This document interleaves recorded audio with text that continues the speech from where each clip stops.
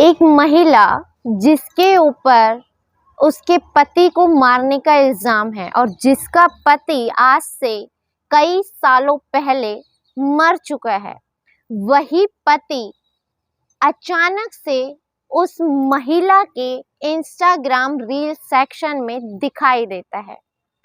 सुनने में बड़ा फिल्मी सा लगता है। एक महिला इंस्टाग्राम पर रील देख रही थी, रील स्क्रॉल कर रही थी, तभी उसके सामने एक व्यक्ति का चेहरा आता है जो रील बना रहा था, और वो भी बहुत खुश होकर।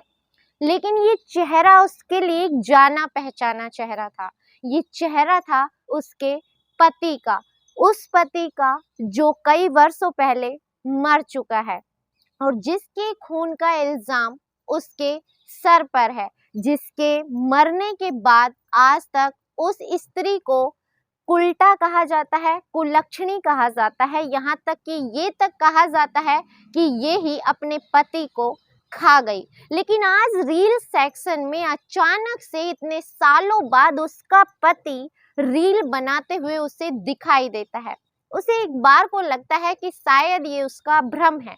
वो अपनी पास में ही बैठी एक महिला को दिखाती है और कहती है कि देखो, ये बिल्कुल क्या मेरे पति जैसा नहीं दिखता।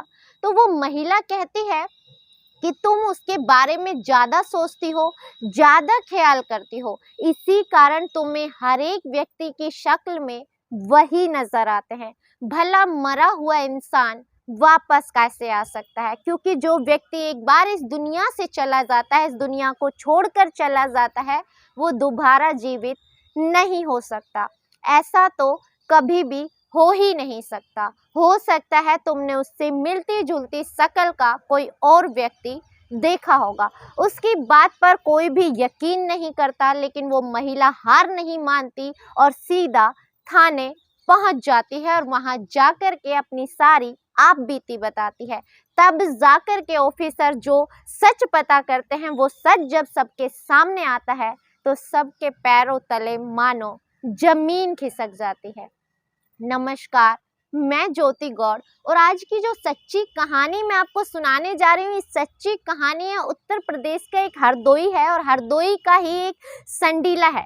संडीला जिले में ही एक गांव है आटा मऊ करके। यहाँ पर एक व्यक्ति होता है जितेंद्र उर्फ बल्लू करके। जितेंद्र जो है वो एक कंपनी में कार्य करता है। उसके विवाह का एक प्रस्ताव आता है। लड़की देखी जाती है, सभी रस्में रिवाजें की जाती हैं, लड़की पसंद आ जाती है और 28 अप्रैल 2017 को बड़ी ही धूमधाम से दोनों का विवाह कर दिया जाता है। सब कुछ सामान्य है, बारात घर आ जाती है, सभी अच्छे से रह रहे हैं। वक्त बीतने लगता है, अप्रैल, मई, जून, जुलाई, अगस्त, सितंबर, अक्टूबर और अब ये नवंबर का वक्त था कि दोनों पति पत्नियों में थोड़ी बहुत कहा सुनी तो हुआ करती थी, लेकिन आज कुछ कहा सुनी ज्यादा हो जाती है और ज्यादा भी इतनी कि मार पीट तक नौबत आ जाती है। तारीख थी 13 नवंबर 2017 की। 13 नवंबर 2017 को दोनों के बीच बहुत अच्छा खासा झगड़ा होता है और झगड़ा इस हद तक बढ़ जाता है कि जितेंद्र गुस्सा करके घर से बाहर चला जाता है। अब वो घर से बाहर चला जाता है, लेकिन इसी वक्त गुस्से में उसकी पत्नी भी अपना घर छोड़कर मायके आ जाती है। जब वो अपने मायके आती है तब वो गर्भवती होती है। उसे लगता है कि उसे मनाने के लिए जब उसके पति का गुस्सा शांत हो जाएगा तो वो उसे लेने अवश्य आएगा, वरना उसके ससुराल से तो कोई ना कोई उसे लेने अवश्य आएगा।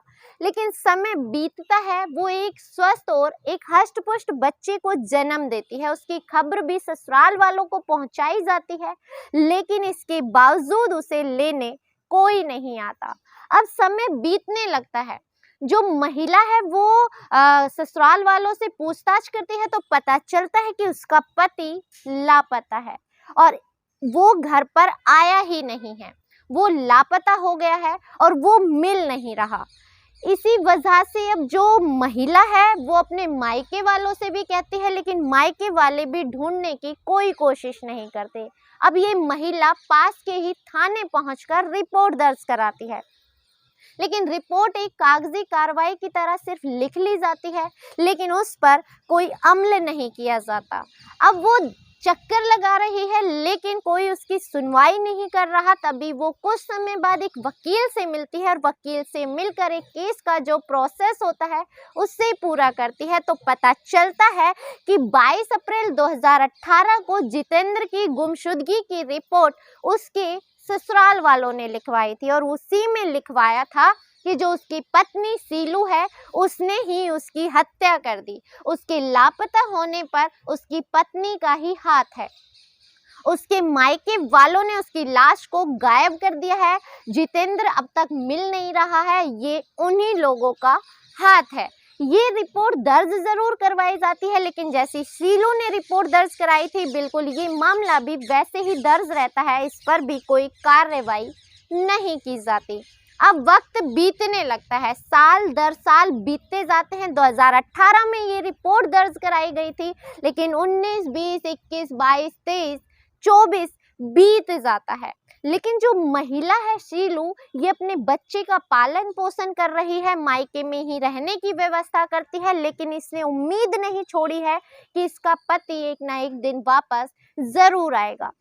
ये थाने पहुंचती थी, थाने पहुंचकर वहां पर फरियाद करती थी। ऐसे ही सालों तक ऑफिसर्स आए और चले गए, लेकिन उसकी बात पर किसी ने ध्यान तक नहीं दिया। अब बात थी 28 अगस्त 2025 की। ये महिला अपना सारा कार्य करके अपना समय व्यतीत करने के लिए इंस्टाग्राम पर रील देख रही थी। रील देखते देखते उसकी नज़र एक रील पर रुक जाती है, जिसमें एक व्यक्ति एक महिला के साथ बहुत ही अच्छी लिपसिंग करते हुए वीडियो बना रहा है। वो वीडियो वो देखती है तो उस आईडी में पहुंच जाती है और आईडी में पहुंचकर उसे नीचे तक देखना शुरू कर देती है। जब वो देखती जाती है तो उसकी आंखों से आंसू बहने लगते हैं। दरअसल जो व्यक्ति उसमें लिपसिंग कर रहा था वो उसका पति था, लेकिन उसके साथ में जो महिला थी उसे वो नहीं पहचानती। लेकिन देखकर लग रहा था कि वो आपस में एक दूसरे को जानते हैं, दोनों एक दूसरे से प्यार करते हैं और दोनों शायद पति पत्नी भी हो सकते हैं। महिला अपने पास की ही बैठी एक महिला से कहती है कि देखो, देखने में क्या ये तुम्हें मेरे पति जैसे नहीं लग रहे? तो वो महिला कहती है कि तुम उसका इंतज़ार इतनी शिद्दत से कर रही हो, भला मरे हुए लोग कभी वापस नहीं आया करते। लेकिन महिला मानती नहीं है, पास ही थाने पहुंच जाती है। यहाँ पर एक नए ऑफिसर नियुक्त हुए थे जिनका नाम था संतोष कुमार। वो इस मामले को गंभीरता से लेते हैं। इस आईडी को सर्च किया जाता है। आईडी की जब जांच कराई जाती है तो पता चलता है कि यहीं से 700 किलोमीटर की दूरी पर पंजाब के लुधियाना में ये आईडी एक्टिवेट है और ये आईडी जो व्यक्ति चला रहा है उसके पास पहुंच जाया जाता है और जाकर के पता चलता है, उससे बातचीत की जाती है तो वो व्यक्ति बताता है कि हाँ, उसका नाम जितेंद्र उर्फ बल्लू है।